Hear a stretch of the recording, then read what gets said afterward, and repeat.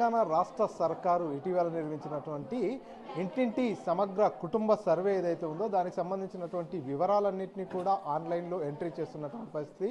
రాష్ట్ర వ్యాప్తంగా ప్రతి గ్రామంలో, ప్రతి పట్టణంలో, ప్రతి ఇంటికి వెళ్ళిన తర్వాత అధికారులంతా కూడా ఈ సమగ్ర ఇంటింటి సర్వేని చేయడం జరిగింది.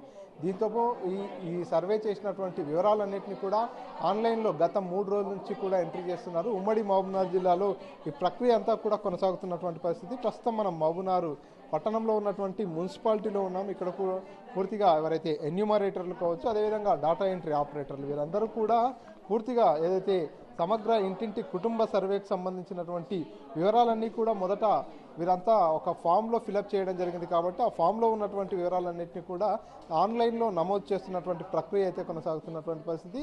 ఈ ఫామ్ని ఒకసారి పరిశీలించినట్లయితే ఫామ్లో కూడా పూర్తిగా కుటుంబ వివరాల షెడ్యూల్తో పాటు మొత్తం 8 పేజీల ఫామ్ ఇక్కడ ఉంది. ఈ 8 పేజీల ఫామ్ని వీరంతా కూడా యాజ్టీజ్గా ఫామ్లో ఏ విధంగా ఉందో అదంతా కూడా ఫిలప్ చేస్తున్నారు. ఇప్పటికే దీనిపై ఉన్నతాధికారులు కూడా సమీక్షిస్తున్నటువంటి పరిస్థితి. ఎందుకంటే ఎలాంటి పొరపాట్లు కానీ ఎలాంటి తప్పులు కానీ జరగకుండా ఉండేలా చర్యలు తీసుకుంటున్నారు. సో ఒక్కసారి ఫామ్ని పరిశీలిద్దాం మనము. తెలంగాణ ప్రభుత్వం సామాజిక ఆర్థిక విద్యా ఉపాధి రాజకీయ మరియు కుల సర్వే అనేటటువంటి హెడ్లైన్తో ఈ ఫామ్ స్టార్ట్ అయినటువంటి పరిస్థితి. కుటుంబ వివరాలు ఫస్ట్ చూసుకున్నట్టయితే కుటుంబ వివరాలు, దీంట్లో జిల్లా పేరు, మండలం పేరు, గ్రామ పంచాయతీ పేరు, అదేవిధంగా ఎన్యూమరేటర్ బ్లాక్ నెంబరు, వీటన్నిటిని కూడా ఎంట్రీ చేస్తున్నారు.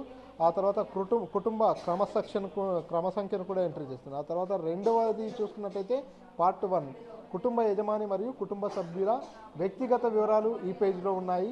ఆ తర్వాత సెకండ్ పేజ్లో కూడా సేమ్ ఇవే ఆల్మోస్ట్ సామాజిక వివరాలు, విద్యా వివరాలు ఇక్కడ కనిపిస్తున్నాయి. మొదటి పేజీలో చూసుకున్నట్టయితే కుటుంబ యజమాని మరియు కుటుంబ సభ్యుల పేర్లు, వారికి కుటుంబ యజమానితో సంబంధం, అదేవిధంగా జెండర్, మిగతా ఇతరత్ర మొదటి పేజీలో ఉంటే రెండో పేజీలో కుటుంబ యజమానికి సంబంధించినటువంటి వ్యక్తిగత వివరాలు, వివాహం అయిందా కాదా లేదా, లేదంటే ఇంకేదైనా దివ్యాంగులు ఉన్నారా, అదేవిధంగా పాఠశాల రకము, బడి మానేసిన దానికి సంబంధించినటువంటి రకరకాల వివరాలు ఇక్కడ ఉన్నాయి. ఆ తర్వాత నెక్స్ట్ పేజ్కి వస్తే ఇక్కడ చూసుకున్నట్టయితే ఉద్యోగ ఉపాధి ఆర్థిక వివరాలు ఇక్కడ ఉన్నాయి.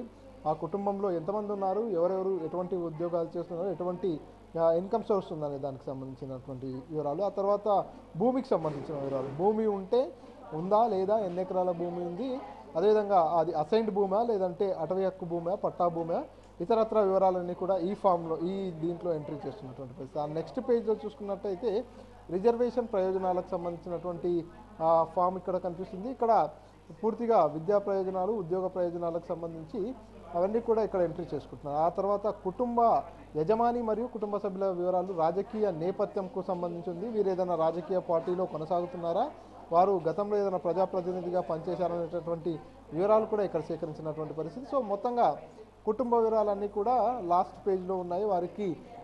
వారికి సంబంధించినటువంటి పూర్తి వివరాలు, గతంలో రుణం తీసుకున్నారా, తీసుకుంటే ఏ నిమిత్తం తీసుకున్నారు, అదేవిధంగా కుటుంబంలో ఏమేమి ఉన్నాయి, మామూలుగా వ్యవసాయ ఆధారిత కుటుంబం అంటే ఆవులు గేదెలు ఏమున్నాయి, రకరకాల ఆస్తుల వివరాలు కావచ్చు, అవన్నీ కూడా డీటెయిల్గా తీసుకున్నటువంటి పరిస్థితి.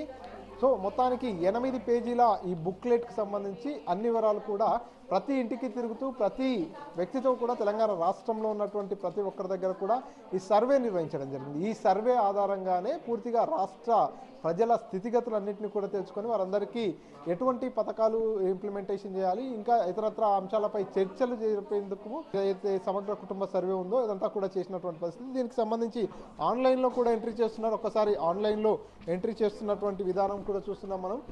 మొదటి నుంచి ఇదంతా కూడా ఇక్కడ చూస్తున్నాం.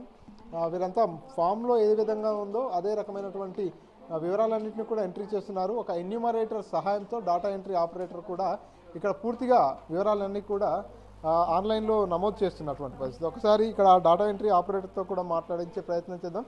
చెప్పండి, రోజుకు ఎన్ని ఫామ్స్ ఎంట్రీ చేయగలుగుతున్నారు సార్? మేము ఒక 50-60 అవుతుంది సార్.